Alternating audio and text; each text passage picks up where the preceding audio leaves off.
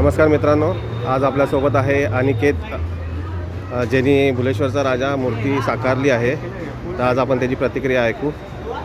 अनिकेत, कसं वाटतंय पहिला अनुभव चांगलं वाटतं. यावर्षी? काय फिलिंग्स काय तुझ्या आता की गणपती तुझा चाललाय, कंप्लीट झाला आहे आणि एवढं मोठं प्रतिष्ठित मंडळ तुला भेटलं आहे? हो, गणपती चांगला झाला याचा आनंद पण आहे.